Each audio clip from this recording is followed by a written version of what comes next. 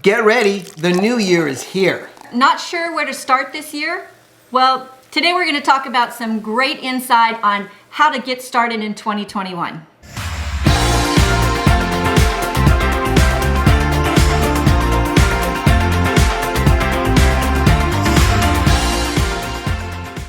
Man, 2020 was a rough year.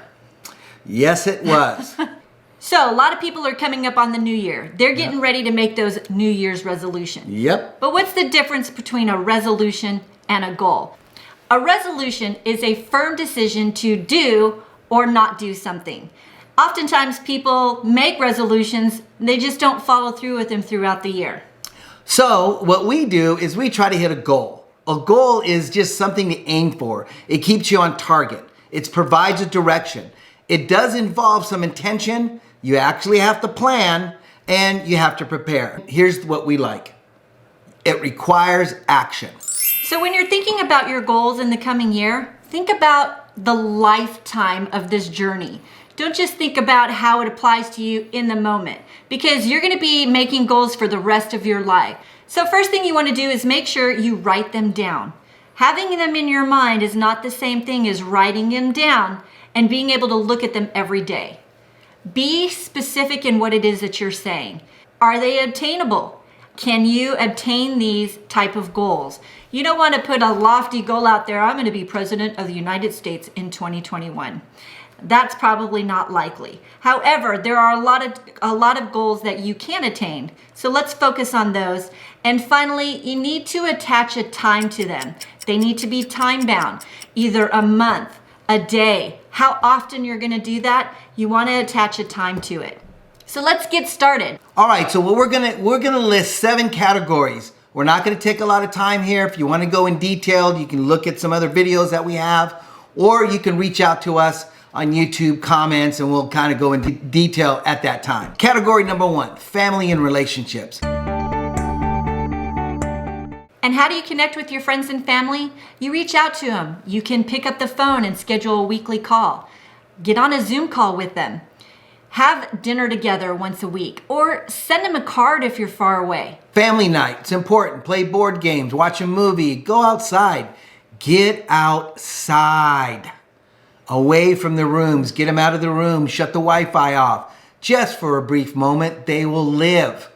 Do things with them, converse with them. Don't ever apologize for being in your kids' lives. Don't ever. The more you know what's going on in their lives, the better you feel and the better they feel attached to you. Spend time with your kids doing what they enjoy. Spend time with them on the video game if they'd like to have a video game. Have a date night with your son or your daughter.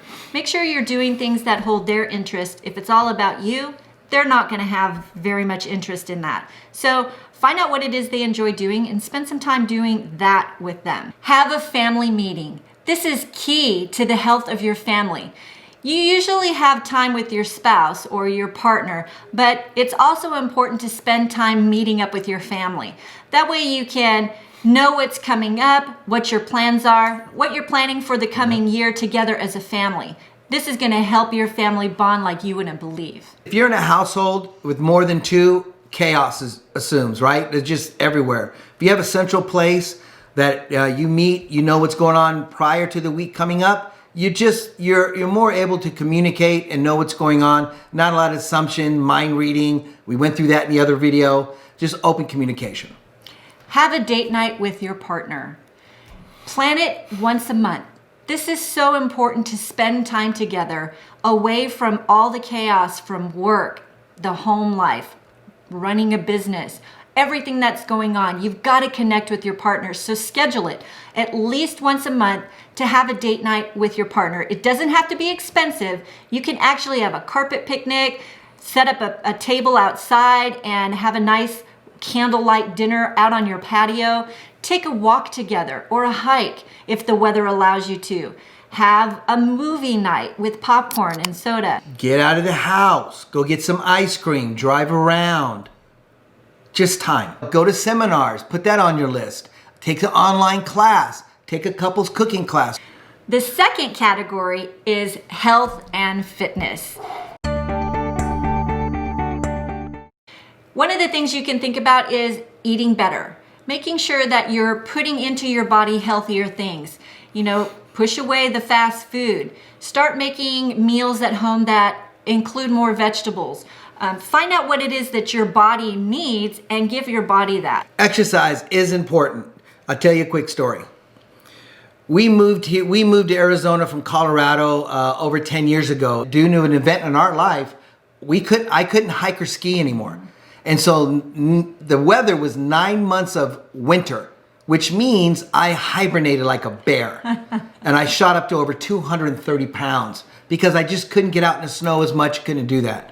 When we made the move down here, within 5 years when it started, I was active more, just walking more, just doing more. And I've been able to sustain a good weight and a good exercise routine that for my age, it allows me just feeling overall better. Did you hear how he said 5 years? So he had a time. It wasn't, I'm going to lose all this weight in 30 days. Is that attainable? Not if he's not going to put himself in the hospital. So he set a realistic goal for himself, and he did it thinking with the lifetime ahead of him. Yeah. So it's about making a lifetime change, not just making the quick fix that you're going to let go in 30 days. Watch what you eat. You don't have to go all the way to one end. Just make it sustainable, right? I mean, diets are great. Not saying anything about them. They're perfect. They work for people, but you want to be human and keep it sustainable. Exercise routine. Get out and walk 4 times a week. Start in the morning, start in the afternoon. You haven't done a push-up? Just throw your body on the floor and do a push-up. Just do one. Try to do one on your knees. It's important to get your body moving. Lifting weights, running, walking, yoga. Try it all. Can you imagine me in yoga? Morning and nighttime, bed routines. Make sure you're getting enough rest. Getting up and going to bed routines are very important. I know for me, I have to wake up at the same time every morning. Even on the weekends, that's kind of tough, but it helps me stay regulated throughout my day if my body knows exactly what time I'm getting up and going to bed. My bedtime routine usually involves hot tea and a good book.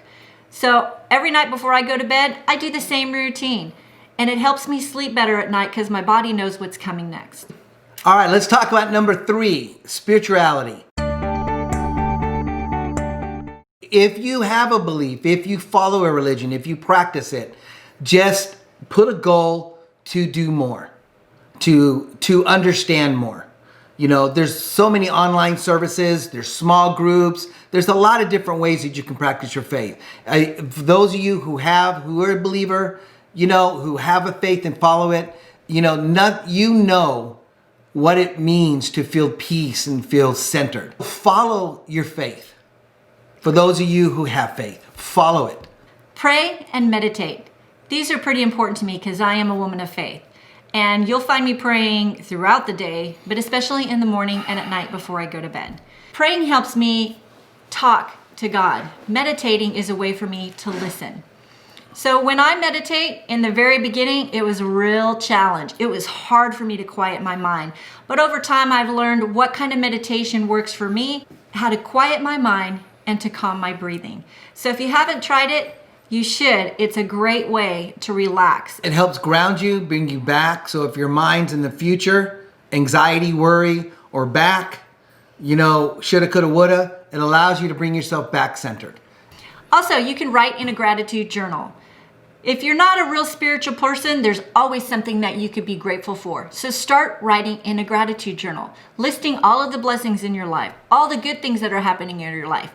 It's also going to help you keep your mind on a positive note instead of looking at all the negativity and the bad things, which is oftentimes what people tend to do. Mm-hmm. So by listing your gratitudes on a daily basis, you're going to have a world of positivity to look back on, to read on, to be grateful for throughout the entire year. Imagine what that journal is going to look at day 365. Reading in a daily devotional is a great idea.